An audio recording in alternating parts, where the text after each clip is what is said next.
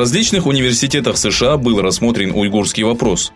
Выступая на 14-й конференции, посвященной этническим группам Восточного Туркестана и религиозному руководству, помощник главы Всемирного уйгурского конгресса Омар Канат осветил трудности, с которыми сталкивается народ Восточного Туркестана. «Я призываю китайских демократов поддержать нас и взглянуть на историю с правильной точки зрения», заявил Омар Канат.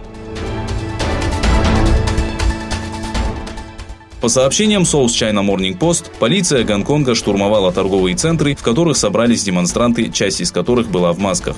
Демонстранты, собравшиеся в торговых центрах, расположенных в районах Шатин, Тайпо и Тайку, снесли турникеты и разгромили витрины магазинов. Также указывается, что участники акции напали на ресторан, владелец которого якобы поддержал полицию особого административного округа. Пограничные войска и бригады жандармерии задержали 252 нелегальных мигранта у пограничных ворот Капыкуле в провинции Эдирне. По словам задержанных, после того, как они достигли Греции, греческие пограничники силой переправили их в Турцию через реку Мерич, что является нарушением международной конвенции. Пакистанская оппозиция, проследовавшая из Карачи в Исламабад под марш независимости, продлила срок, в течение которого правительство должно уйти в отставку.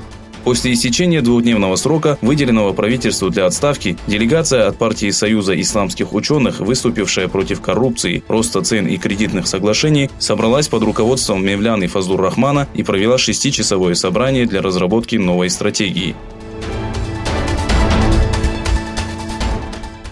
Министр иностранных дел Ирана Джавад Зариф сообщил, что не желает вести переговоры с Западом.